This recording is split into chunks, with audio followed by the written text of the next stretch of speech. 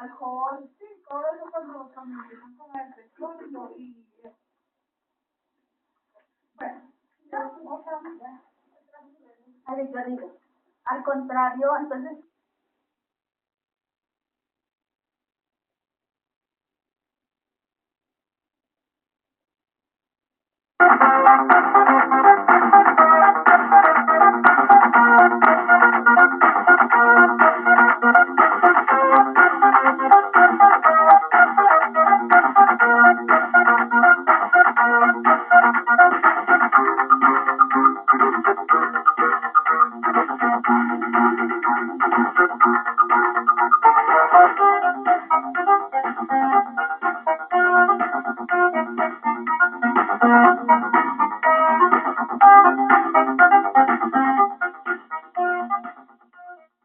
¿Cómo están todos ustedes?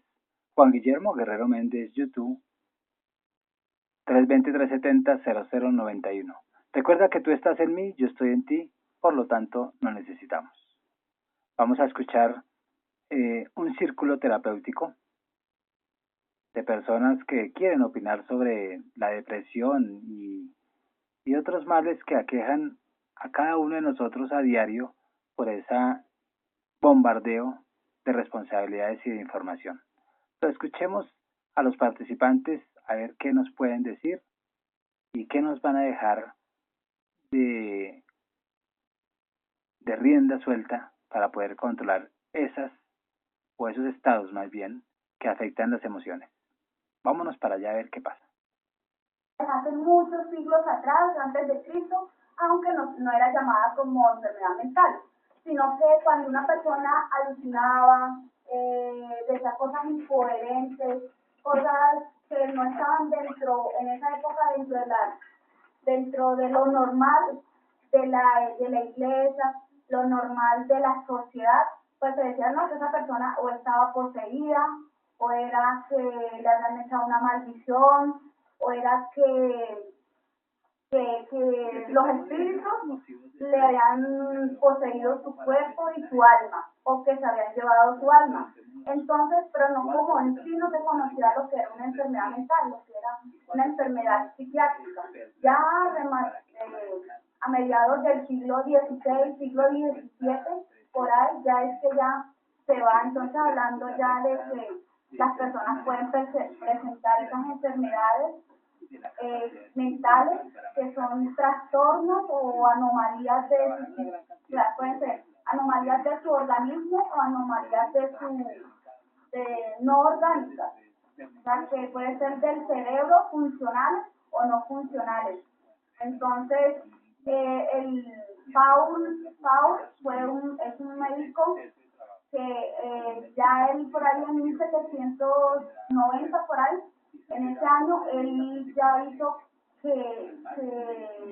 o sea, que se hiciera como tal una ciencia que estudiara a esas personas. Entonces fue cuando ya empezó a hacer tratados y hacer objetivo el estudio de esas personas en psiquiatría.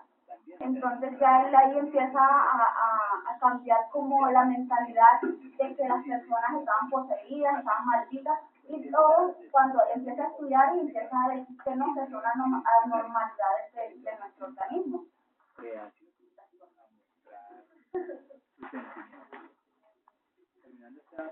Bueno, para mí se dice salud mental y nosotros se le ponen así porque salud mental quiere decir que hay paz, salud, ¿verdad? Y porque es asociada por el estrés, la ansiedad. Pues ya en la vida cotidiana no hay nadie que no tenga problemas, que no tenga estrés en el trabajo, que esté preocupado por algo, entonces la salud mental nadie tiene tranquilidad en el momento.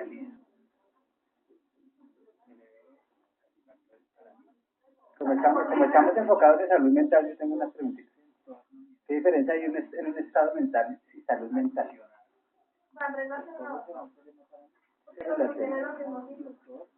Sí, a ver, yo les voy, alguien más sobre el respecto. Salud mental y estado mental. Salud mental es o sea, cómo está tu mente, qué piensa, qué proyecta. Es una salud, en lo que tú ves la perspectiva de tu entorno.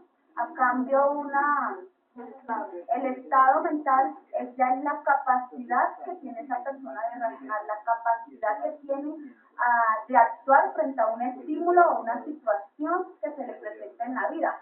¿Cómo va a actuar esa persona delante de ese estímulo? Si tiene relación a lo que yo estoy pensando.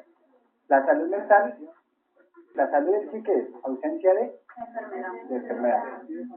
Entonces, salud mental es esa ausencia de la enfermedad, pero ya algo intangible, algo que solo se percibe a través de los estímulos. Y el estado mental es la capacidad de cada uno de adquirir esa salud mental.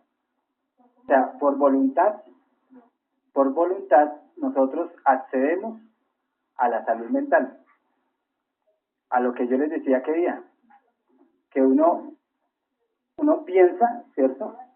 Uno piensa lo que siente y expresa eso a través de la acción. O sea que nosotros somos responsables de estar en ese estado. Cuando yo les decía del yo soy, nosotros somos responsables, ¿cierto?, de adjudicarnos ese yo soy. Somos responsables.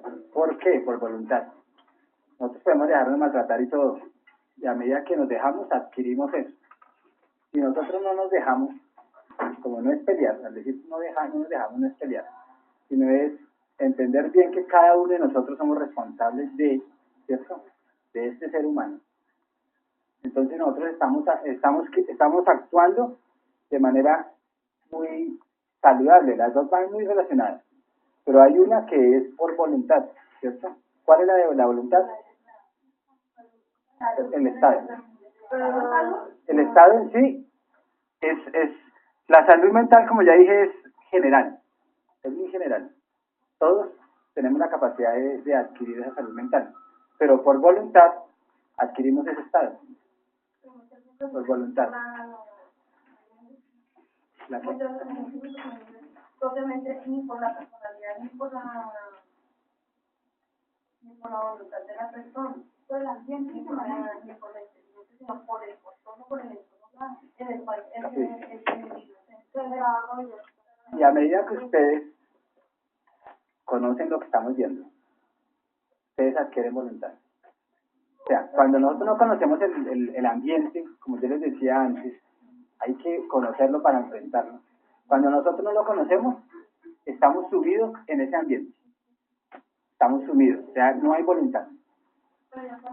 Cuando tienen ya la enfermedad mental, o sea, sin saber, por ejemplo, lo que nosotros en este momento estamos entendiendo, ya esas personas no van a poder retroceder solas, no van a poder sino van a requerir de tratamientos ya profesionales. Eso es cierto. Profesionales para que puedan salir, no pueden salir por su propia voluntad. Por propia voluntad no, es un poco difícil porque como, digamos así, la formación en sí no es reflexiva.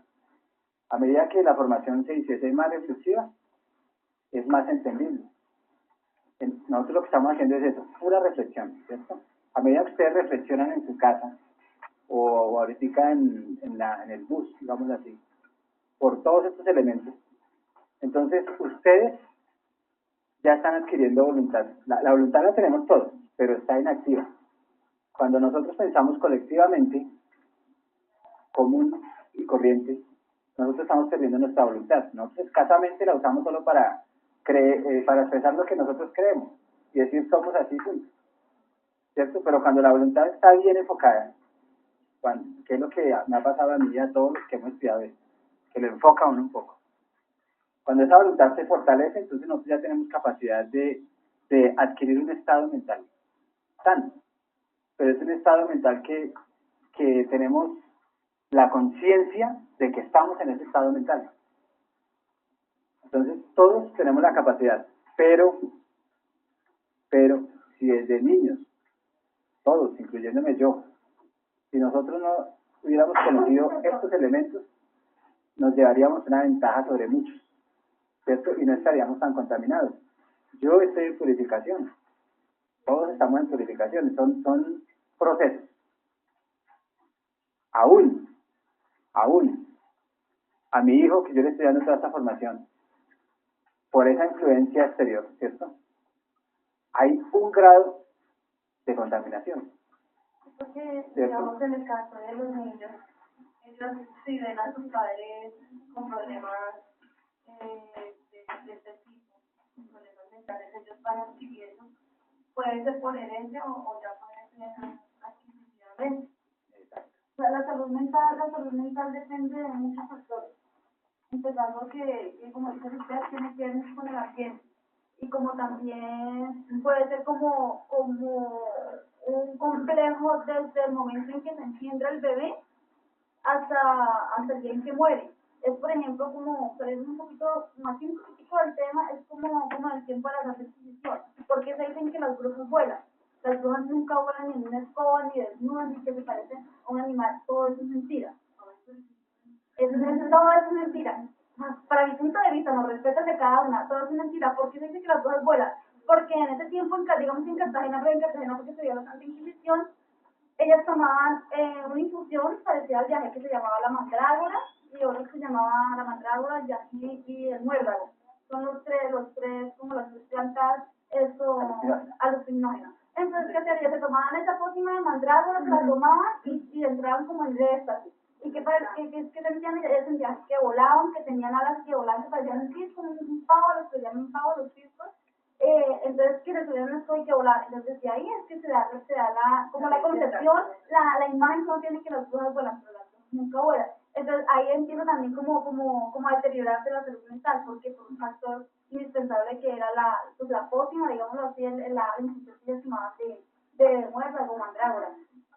Entonces las brujas no vuelan y es una concepción que yo tengo. De ahí depende la salud mental. Por muchos factores, como le decía, es un momento del vientre, cuando la mamá cuando se entera que tiene embarazo y de una vez rechaza ese bebé, no, yo no lo quiero, es que yo no quiero, es que prefiero morirme que tener este bebé, y hace cualquier cantidad de cosas muchas veces para abortarlo y no puede, porque muchas veces que los niños nacen con cualquier deformación física o mental y no puede, entonces de ahí también se empieza a deteriorar la salud mental. ¿Qué otra cosa les digo así a grosso modo? La salud mental es como un nivel, como un equilibrio que se tiene tanto en lo social como en lo emocional. La salud mental se refleja tanto en las relaciones que yo tengo interpersonales como la relación que yo tengo con mi ser, conmigo misma. Es indispensable porque con ella podemos tener paz, podemos hacer las cosas bien, podemos manejarnos determinadamente bien y sentirnos bien. Con la salud mental, ya sería el opuesto que sería la enfermedad, que también tocaríamos un poquito del tema con nosotros. ¿Qué me dicen respecto a la depresión? A la depresión. Lo que pasa es que dentro de estado mental, pues yo digo eso porque, por un ejemplo, en la oficina de mi esposo, inclusive los empresarios ahorita ya se están dando cuenta de la salud mental de las personas, ya, o sea, casi todas las personas con el estrés en el que viven están ya en estado mental. El ejemplo, un compañero de mi esposo que ahorita estaban planeando echarlo porque andaba en un estrés que él creía que a toda hora lo iban a echar, que cualquier cosa que él hiciera lo iban a echar y que iba a pasar con sus hijos. Y fue una psicóloga ya y habló con los jefes, los dueños de la empresa, y les dijo que tenían que contratar gente especializada para tratar porque el estado mental de las personas era muy importante. Ahorita tienen un departamento con psicólogos especialistas que tratan a estas personas y este señor ahorita está muy bien. O sea, es importante en el trabajo, en la casa, estar en un estado mental, o sea, buena salud mental.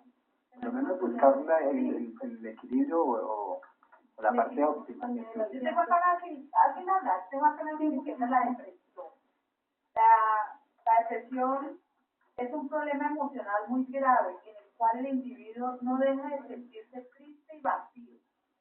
y constantemente se siente sin ayuda o esperanza. Las personas deprimidas usualmente sufren de ansiedad e irritabilidad, una falta de motivación y una pérdida de placer en las cosas que antes les gustaba hacer. También tienen problemas con el apetito, el sueño y sufren de dolores. Muchas personas deprimidas tienen pensamientos suicidas y un 10 a 15% terminan por quitarse la vida. Disculpe, yo aquí en el periódico que el índice de suicidios en el país, tanto en adolescentes, sobre todo era demasiado alto, por la misma depresión que manejan. Les queda la medio embarazo de una vez. No tengo plata de una vez. Y eso en el extremo. No me dejaron ir a la rumba de una vez. No, es que no me quieren, es que no sé qué. Entonces por eso es que ese estado mental lleva a que tomen las medidas más extremas. Porque existe la depresión postparto. La escucha por el mismo, de pronto por el mismo, es como un partido, de pronto es por el mismo complejo que se maneja en el parto. O sea, un parto, como yo creo que muchos mamás hemos vivido, es complicado y es muy doloroso y es muy traumático. Entonces, por eso es que se maneja. Y igual uno queda como deforme, como muy gordo, como como que no quiere vestirse, pues nomás en pijama, por el mismo desespero. Esa es la depresión postparto. Y muchas veces ni siquiera con el marido vuelven a tener intimidad, no, jamás yo conocí una persona. ¿Cómo se llama eso? Cuando ustedes tienen todas esas cositas. Depresión postparto. No, miedo. O sea, cuando uno tiene miedo, o sea, uno va buscando la raíz, ¿cierto? ¿Por qué te sientes así, que gordita, qué tal? ¿Miedo a qué? Al rechazo. ¿Por qué cuando hay cesárea? Todo es miedo. Baja la depresión se encuentra dentro de los trastornos afectivos, que significan desbordes emocionales. Entonces, que se alteran todas las emociones, así como también se puede presentar la ira.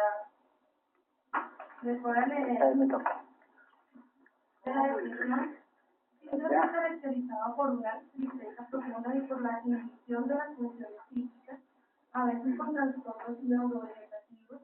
Puede ser transitorio o parcial. Muchos cambios conductuales y cognitivos acompañan la depresión. El deprimido suele ser inactivo, nada le motiva, es muy sensible a los acontecimientos negativos, siempre está a la espera de que las cosas salgan mal y lo que más fácil recuerda son las informaciones negativas. La mayoría de episodios depresivos duran menos de 3 meses y la mayoría de los pacientes vuelven a la normalidad sin asistencia médica. Existe una depresión mayor, la que acompaña la pérdida de energía y el sentido de aislamiento. Se presenta cuando los signos de depresión como poco apetito, insomnio, sentir que uno es una filtrada, o sea, que no vale en absoluto nada, perder el interés de la familia, de los amigos o de las personas que lo rodean o en los entretenimientos, duran 2 semanas o más sin que se detecte la causa visible que se explica. Además de estos trastornos de afectividad, también existe la soledad, que va incluida dentro de la depresión, y el trastorno bipolar, lo padecen las personas que pasan ya de la depresión a la manía, que ya se sobreexcitan y manejan una hiperactividad, pero ya en forma negativa, y el optimismo es para allá. Yo también hace la parte que a veces manejamos la depresión y eso, también va enfocado mucho a la cuestión monetaria. Una persona así cuando que no le pagan, que no sé qué, empieza a deprimirse y a alterarse del problema psicoanímico, y ahí empieza también, ese es un factor para la depresión y todo, el factor monetario influye muchísimo ahí. Entonces aparece la angustia, la ansiedad,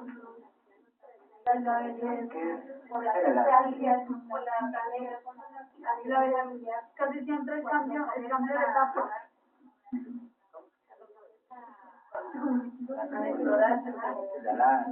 Yo digo que yo quiero como decir algo sobre la autoestima, que la baja autoestima se conlleva muchas veces a la depresión. Juan Gabriel te dice Toda persona tiene en su interior, sentimientos que según su personalidad pueden manifestarlos de diferentes maneras. Muchas veces estas manifestaciones dependen de otros factores, según el lugar físico, sentimental y emocional. Estos pueden influir positiva o negativamente en la formación de la persona que tiene una autoestima. Dice, cuando una persona tiene baja autoestima, dice, todos tenemos en el interior sentimientos no resueltos. Aunque no siempre seamos conscientes de esto, los sentimientos ocultos de dolor suelen convertirse en enojo y con el tiempo volvemos el enojo contra nosotros mismos, dando así lugar a la depresión.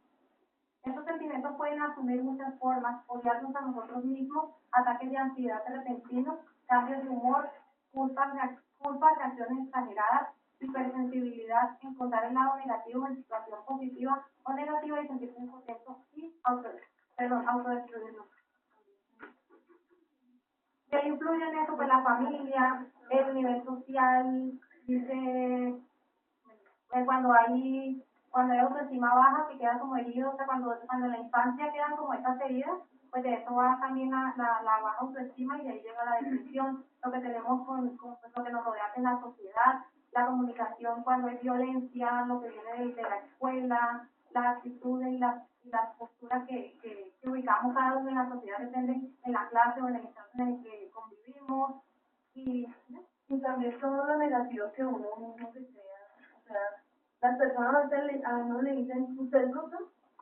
Yo no tranquilo, se creyó y dice, yo no puedo salir adelante, o lo mismo, usted es una señora, y uno se mira al espejo y eso no me gusta, me hace nada.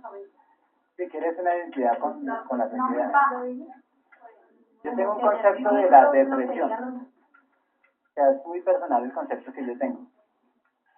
Eso me lo ha dado la reflexión. Para mí la sociedad, o sea, el sistema como tal, genera mentiras.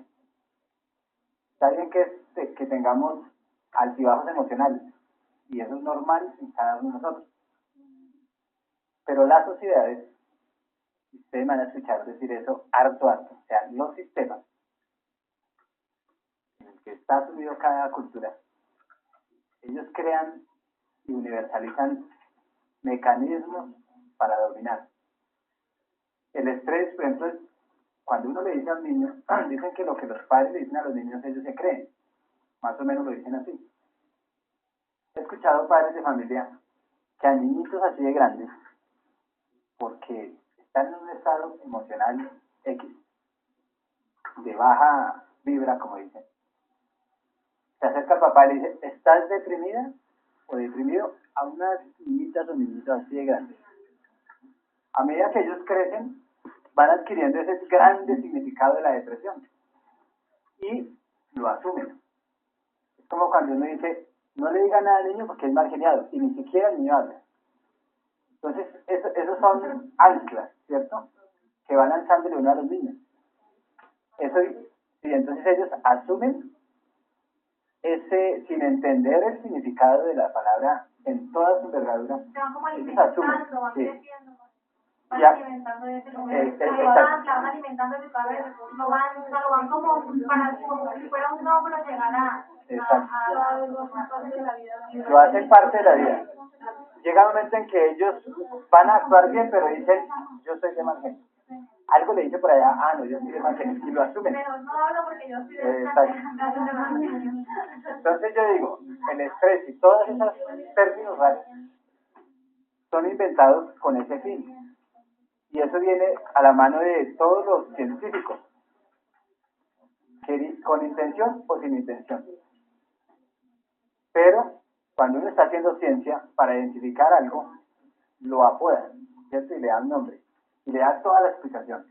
Y nosotros lo adquirimos y lo transmitimos a las siguientes generaciones. Cuando yo hablo con papá, cuando estaban los abuelos vivos, trabajadores como, mejor dicho, como negros, como burritos, como quieran ser en las fincas, mamá abuelita nunca, porque como estaba lejos de la urbe, nunca me habló de depresión, ni sabía qué era eso, ni sabía.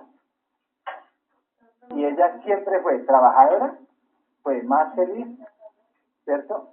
Si lloraba sola, lloraba un minuto y nunca la veíamos extendiendo todo su lloriqueo, ¿cierto?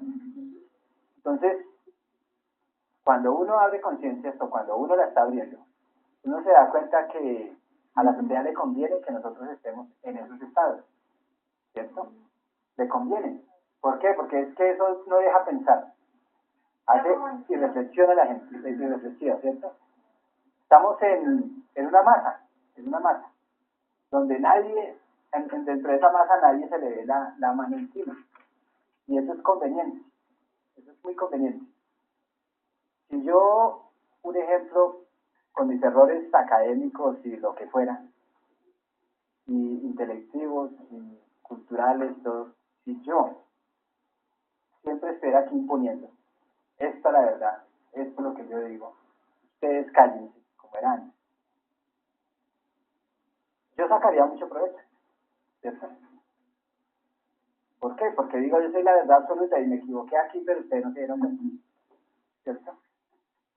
Entonces, dentro de estos términos que estamos jugando, ustedes son responsables de esa salud mental, pero si adquieren ese estado, ¿cierto?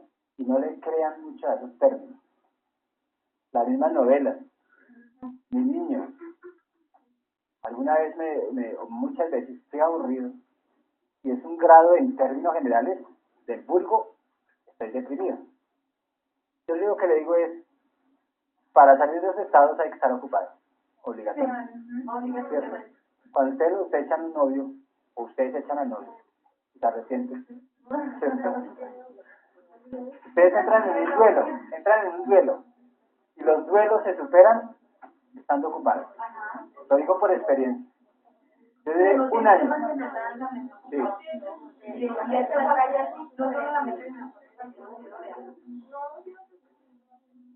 El ocio, ¿cómo es el ocio de la madre de los hijos?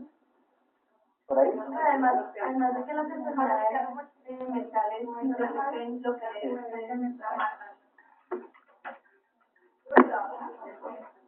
¿Dónde me puedo conseguir otro asiático? Afuera.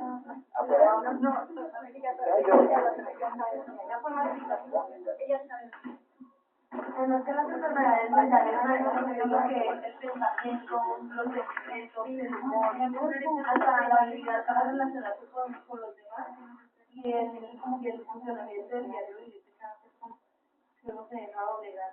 En lo poquito que hemos visto, ¿ustedes en qué estado más o menos se pueden encontrar? Sí, en ese estado mental. ¿Cómo creen que están? Bien. Creo que hay que tener conciencia de eso.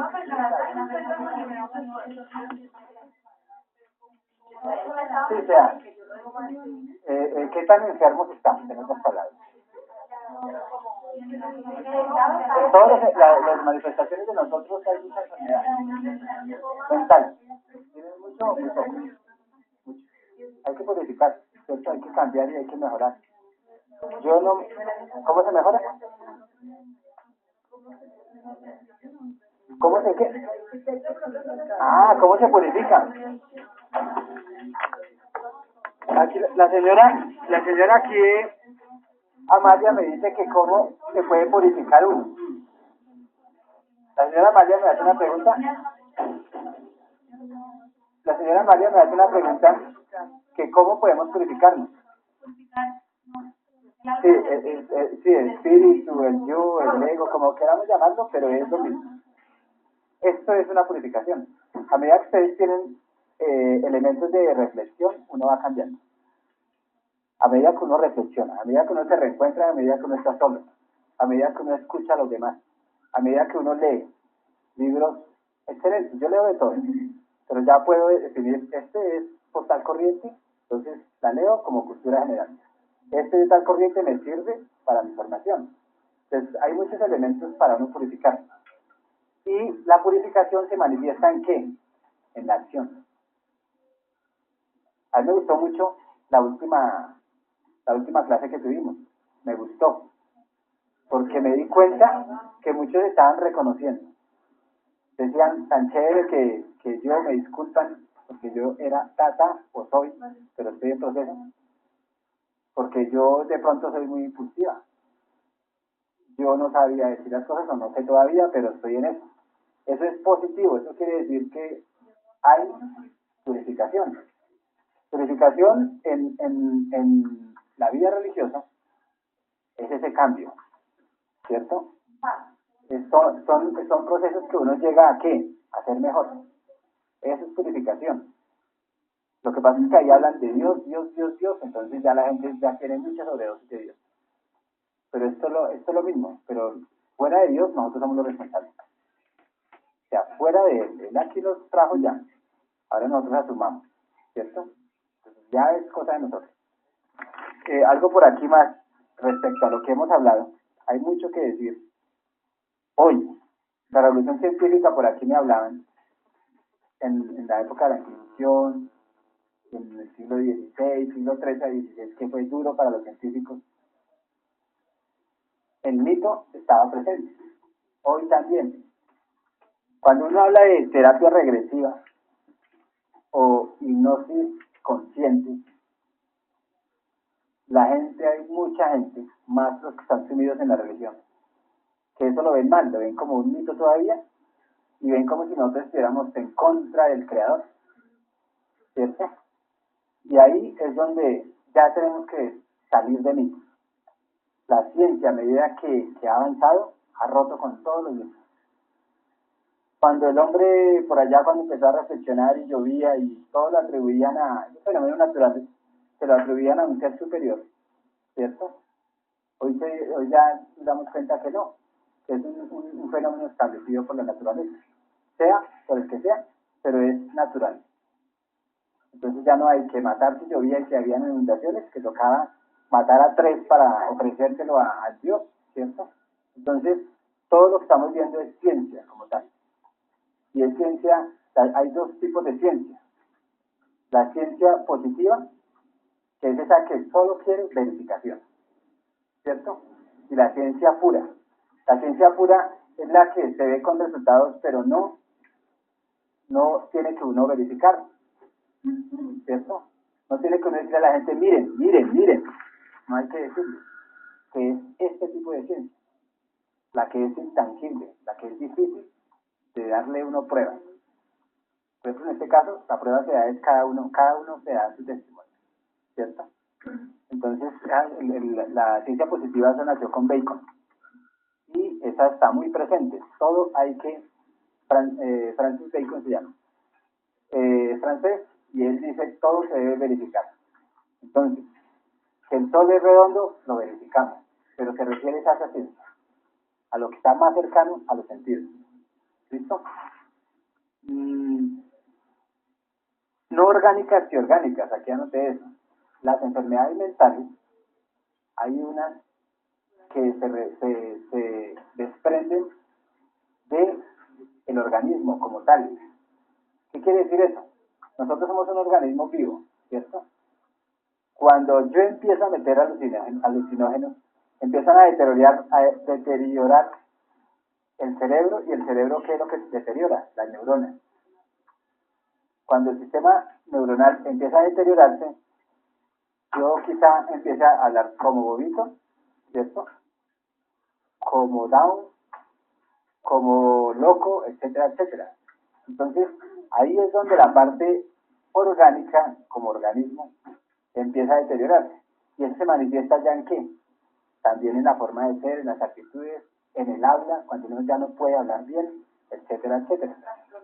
Trastornos psicóticos que realmente ya pierden la realidad, ya pierden todo con la realidad. Ya, entonces ese es el más grave, o sea, a ese punto del psicótico ya es el punto más grave que se puede llegar dentro de las enfermedades mentales. Y ahí entonces, entre esos trastornos psicóticos que ya pierden la realidad, entonces ya vienen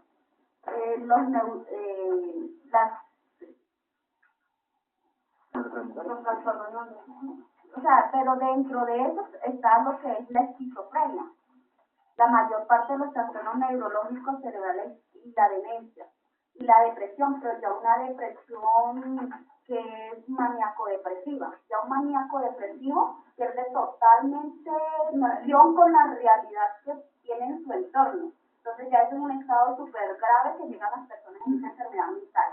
Y ya la otra enfermedad que ya son las funcionales, que no son consideradas como más leves, que son los neuróticos.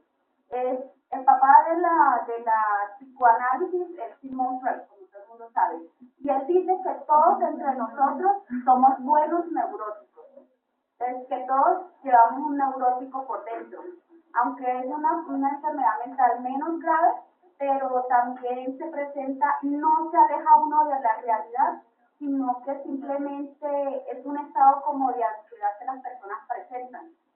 Y las más representativas de la neurosis son la persona que es hipocondriaca, la persona que tiene fobias, histerias. Entonces están sin que exista o sea, están en ese miedo, pero sin que ellos se alejen de la realidad. Una persona celosa es una persona neurótica. Entonces, ese es el estado más leve, pero sí es una enfermedad. ¿Desde dónde empieza la enfermedad? Perdón, profesor, ¿Desde dónde empieza la enfermedad? No, pero hablando de lo que estamos teniendo. La enfermedad puede comenzar primero desde una formación, siendo desde pequeño, porque uno aprende viendo, aprende cuando los padres lo corrigen a uno. Entonces esa información viene, y también viene heredada, ¿no? O sea, eso es como un factor genético. Pero en sí la enfermedad viene de lo que nos han enseñado todos los paradigmas, todas las cosas que nos han enseñado desde pequeñitos, como es no mentir, o sea, comportamientos de conducta, conductual. El expresarnos en público, que si de niños alguien nos corrigió en público, se nos va a crear como, o sea, cuando vayamos a ser muy grandes, eso nos va a acarrear problemas. Por ejemplo, la timidez, el no expresar lo que sentimos porque por el miedo al castigo. O sea, todos esos problemitas que uno tiene de adulto es porque ha tenido en su infancia, ¿sí?, una formación así como muy estricta, muy, o sea, psicorrígida. Entonces, de ahí vienen todos nuestros comportamientos, vienen de acá, o sea, vienen de la niñez. Por ejemplo, cuando nosotros, hablando de enfermedades, cuando nosotros vamos a tener una relación de pareja, viene y va a influir mucho en cuanto a que si nuestros padres fueron felices, nuestra relación matrimonial va a ser igual. Si nuestro padre fue conflictivo, machista, posesivo, celoso, entonces nosotras en nuestro interior vamos a buscar un ideal así, una persona así. Vamos a buscar un papá en la pareja que puede ser que lo busquemos opuesto o puede ser que lo busquemos igual. Bueno, eso en cuanto a la pregunta de dónde vienen las enfermedades, yo lo baso ahí. No, pues yo digo, a lo mejor que hay personas que, bueno, yo veo muchas personas que la quitaban, que le pegaban, que le hacían, y o sea, son personas felices, normales. Y hay personas que igual le pegaban, le decían, y son personas súper traumatizadas, súper agobiadas, súper estresadas, súper. Entonces yo no veo en qué, o sea, porque hay personas que o sea, de pronto será su personalidad, tiene una personalidad más desarrollada que el otro, porque mi casa mi mamá se separa 2 veces, igual dije, mi mamá se tuvo la hija, la hermana mayor a los 15, y yo dije, no, yo jamás quiero eso en mi vida, y yo me dije, no, yo me tengo que salir de mi casa casada, y así fue. Entonces otras que yo veía, no, eso fue porque la mamá metió las patas temprano, ella también. Entonces son cosas que como que también la mentalidad de las personas se dejan influenciar de su externo, porque cuando uno no quiere algo y uno se mete en la cabeza, no, yo quiero tal cosa, yo voy a hacer esto, y mucho por eso, pues así es. Pero yo digo que son personas de pronto, hay muchas, eso tiene que ver mucho con la debilidad de carácter. Cada persona tras o sea, aparte de recibir los estímulos o los trastornos del entorno, también tiene que saber superarlos, también tiene que tener carácter. Entonces me imagino que eso va muy ligado al carácter de cada persona, al carácter de la persona. Al carácter. Quiero que hablen todas. Sí, lo que dice Martica, eso son como las enseñanzas desde pequeños, la sociedad lo moldea a uno. Por ejemplo, mi compañero ahorita decía que trabaja más que un negro. Los negros no trabajan, los negros son las personas más flojas. Por eso es chévere. Las personas más flojas que nosotros nos teníamos creado. Y un día fuimos y despedimos a uno de la pasada durmiendo debajo del árbol. ¿Sabes qué? Pero bajaron y luego yo pasé y no lo mataba, no me quiero contestar. ¿Qué tal, no? Los negros son las personas más flojas. La gente cree que trabaja más que un negro. Lo que pasa es que ellos trabajaron mucho en la esclavitud.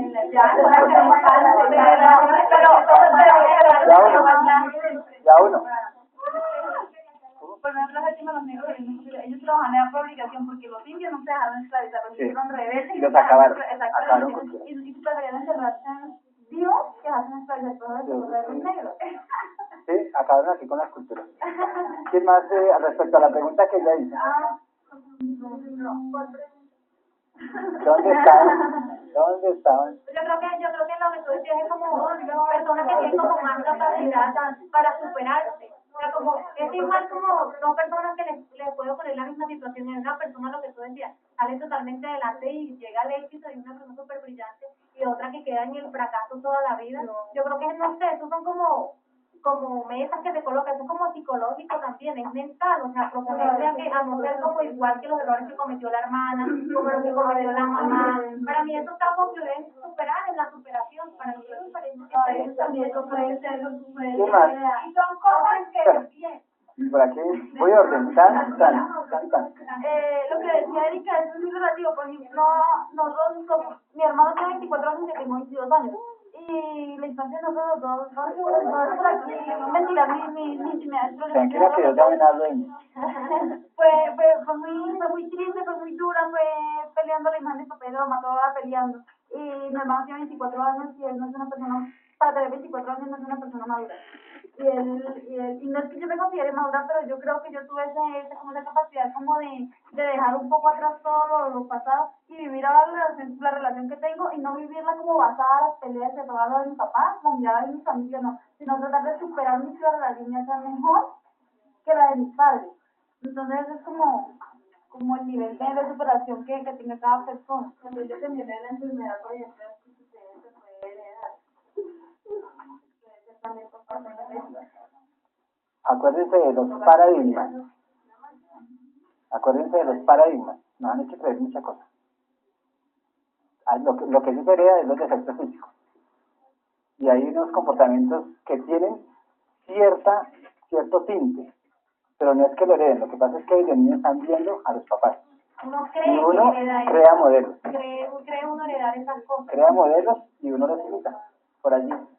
Y psicológicamente le hacen a uno creer eso desde que uno ve, igualito al papá, míralo igualito. Y como le dicen igualito, pues yo va a actuar de la misma forma, si el papá es grosero, si el papá actúa mal, si trata mal, si imagina, niño igualito, y pues claro, él ve esa imagen y va creciendo igual que su papá y termina siendo igualito. Y los mismos gestos, como camina uno y todo. Por ejemplo, en el caso del alcoholismo, si mi papá o mi abuelo dicen que viene de herencia. Bueno, chicas, les hablo sobre el carácter y sobre el temperamento para referirnos a eso. Necesito que hablen, como también esto se evalúa, que hablen todas sin miedos, opiniones personales, con frescura. O sea, aquí frescos, o sea, no les dé cosa de lo que digan, ¿listo? Frescas en el caso. ¿Qué más por allí te ibas a decir algo? Por aquí, tú, Liliana. Otras enfermedades mentales están la neurosis, está la hipocondria, el desorden de somatización, la esquizofrenia, la depresión, la manía depresiva y el delirio de confusión. Tengo algo respecto a lo que ya estábamos diciendo. La pregunta de Erika. ¿Se acuerdan de la pregunta? ¿Alguien que no la repita? ¿Te acuerdas? Sí, que porque hay personas que son, o sea, yo lo comparo con debilidad de carácter, ¿sí? O con oportunidad.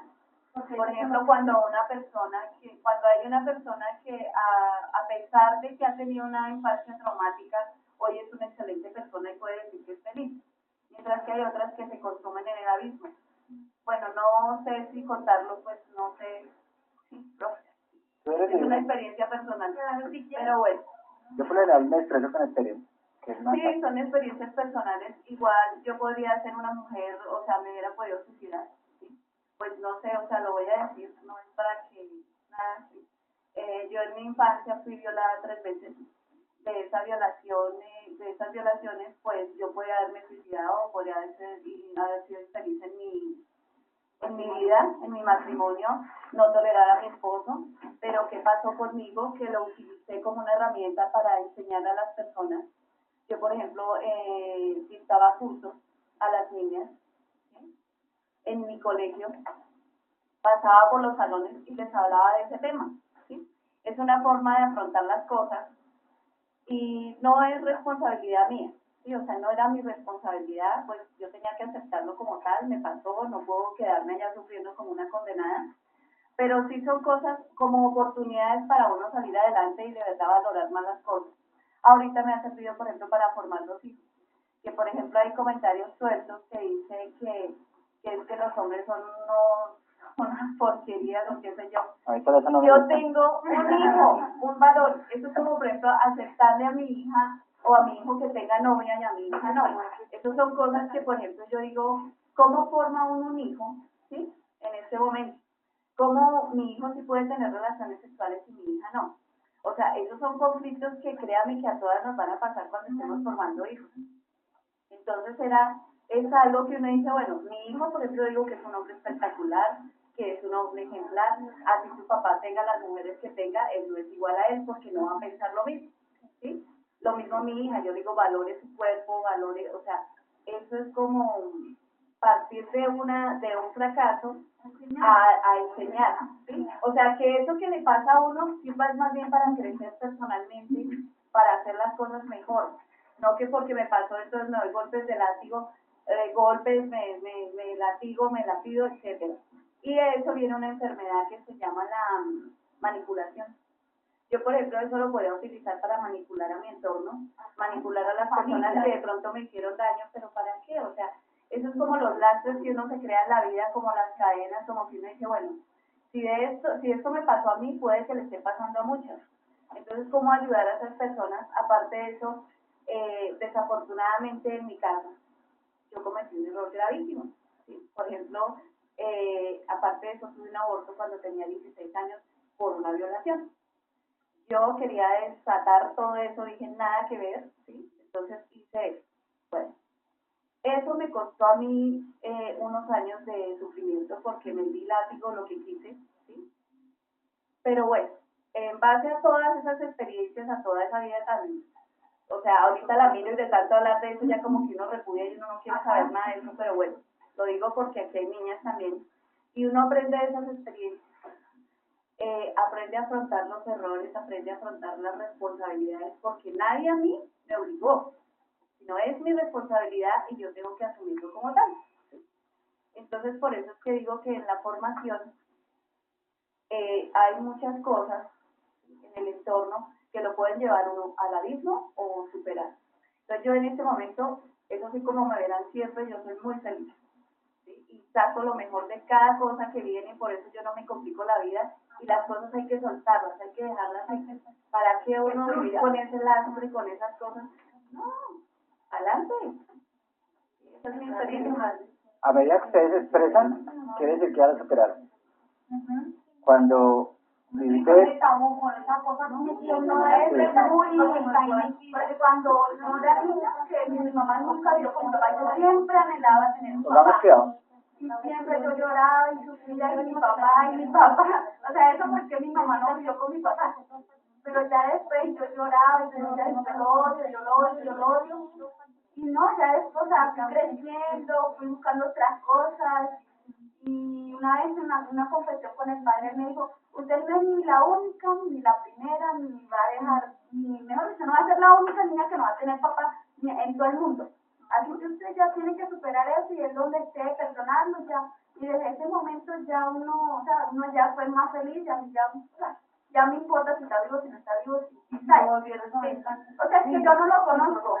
Mi mamá fue de esas mujeres orgullosas, de esas que quedó embarazada, muy chiquita, y él no quiso responder, y ella dijo, bueno, no responda. Y ella jamás le pidió nada, pero jamás dejó que me conociera. Y hasta el momento y yo no sé, o sea, yo con mi mamá no hablo de ese tema porque me da, no es, o sea, es como, no, me da como miedo, me da como inconformidad de ir a que mi mamá se disguste, no tanto eso, que se sienta lastimada, que se sienta triste. Entonces yo nunca le pregunté a mi mamá, mami, mi papá, ¿qué? ¿Por qué pelearon? Porque no, nunca. Yo ya es mi edad, yo llego a mi casa y no le pregunto nada. Entonces, y ella nunca me ha dicho nada. Pero no es un derecho. No, pero o sea, a mí ya no me interesa, a mí me interesa más Ya pasó mi tanto mamá tiempo que ya no que es mi papá. afectivo. Yo preguntarle a mi papá, a mí no me interesa él y es lastimarla de pronto a ella porque es recordarle el pasado.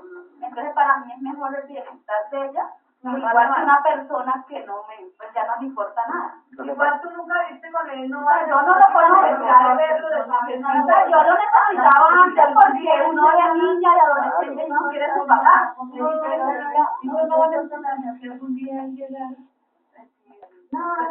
No, es que uno nunca va a necesitar algo que nunca tuvo. Exactamente, claro. algo que yo no conozco, yo no necesito volverlo a ver, yo no puedo. Entonces son cosas y yo digo, bueno, yo jamás me mortifiqué por eso y siempre dije, no, yo quiero tener un hogar donde esté mi esposo para mis hijos. Pongamos cuidado. Y siempre eso es lo que he querido, que mis hijos estén ahí con sus Pongamos cuidado que hay una pregunta para ella. Ella, como no tuvo, quiere tenerlo. Manifestado en el hogar, ¿cierto? ¿Qué pasaría que es tan común hoy? Que tú te casaras con todo ese ideal que todos hemos hecho el intento o hemos tratado y todo sale diferente. O sea, bueno, si mi relación con mi esposo como tal, como pareja dejara de funcionar, pues bien, yo me separaré ya, tampoco me voy a morir. No, yo tengo eso claro, cualquier persona puede llegar a una vida de la mía y ya, se acabó. Pero lo que sí no, o sea, lo que en un lado yo estoy tranquila es que mis hijos siempre van a tener su papá, porque él es su papá ejemplar para él. Él con sus hijos es todo amor, todo para sus hijos, todo. Entonces yo sé que así nos separemos, él va a seguir con sus hijos, él va a seguir viendo a sus hijos, él nunca le va a negar nada a sus hijos. Entonces esa es como la satisfacción que a uno le queda. O sea, porque para mí primero el bienestar de mis hijos, y después que su papá esté con sus hijos, bien, donde nació con mi él va a estar, yo sé que él asiste contigo otra persona, él va a estar muy pendiente de su hijo. Entonces eso es lo que yo siempre quise, que mi hija tuviera a su papá. Otra pregunta respecto a eso. Ella dice que pues el papá es ejemplar, y si es lo contrario, para todas. Si el papá no es ejemplar, pero el niño o la niña conoció a su papá, ¿ustedes no creen que están haciéndole daño al niño? Por encima de todo el papá. Pero, profe, yo le conté un caso, mi comadre. Ella tuvo a la hija que tiene 5 años con un muchacho. Él nunca le pasó los primeros días, no le pasó. Ella hasta los 3 años de mi hijadita, ella no le había dicho ni quién era el papá ni nada. Ya mi hijadita va a cumplir 6 años, desde los por ahí 4 años, le dijo quién era el papá y ella empezó, yo quiero conocer a mi papá, yo quiero conocer a mi papá, yo quiero conocer a mi papá. Bueno, Gonzalo un día la llevó donde el papá, pero el tipo no quiere a la niña. Entonces él la llevó y la mamá fue la que la atendió y todo. Entonces él dice que él le pasa y ve a la niña y todo, y él viene con la niña, pero si ella está con él.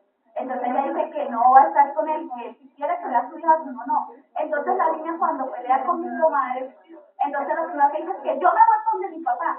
Y entonces empieza, entonces ella dice, bueno, entonces váyase con de su papá, yo le voy a limpiar la ropa. Entonces ella le llama a él, ven por la niña, entonces dice, no voy a ir por la niña. Y entonces dice mi mamá, es mejor como yo creía a él, que le dice mi mamá a ella. Ella nunca supo que tenía papá, nunca me dijo, yo me voy con de mi papá porque nomás me tenía a mí, y a mí, y así se crió.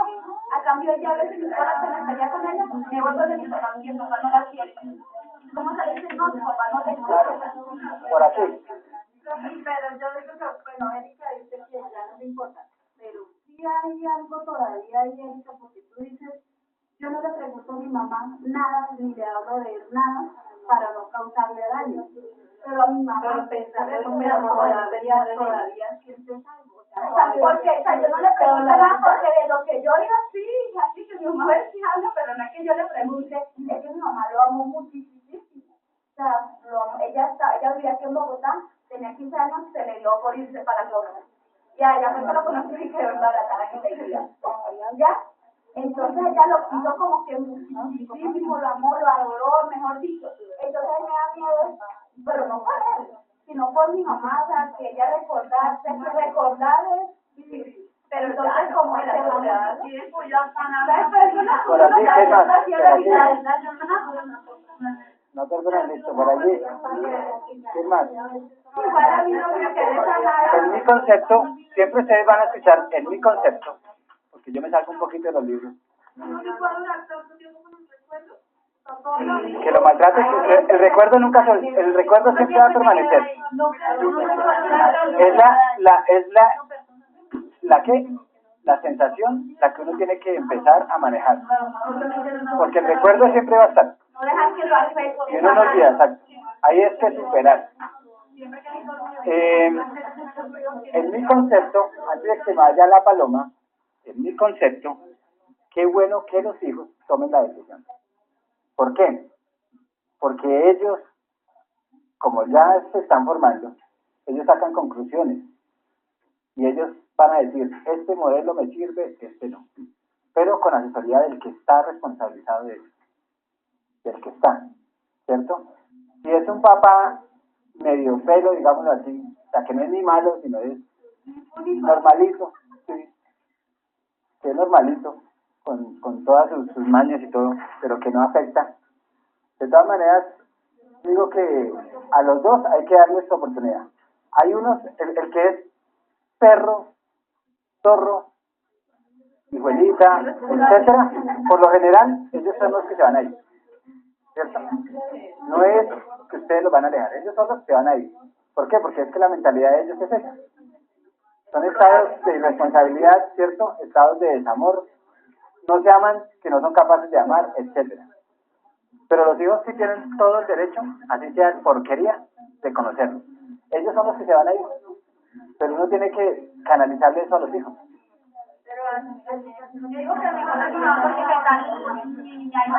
No, y ya le he hecho, esto está, ¿cierto? Cuando la pregunta que ella hizo inicialmente, que por qué unos que viven en ambientes pésimos y salen adelante y por qué otros pésimos y salen mal, es porque no han sabido canalizar. Todo se canaliza.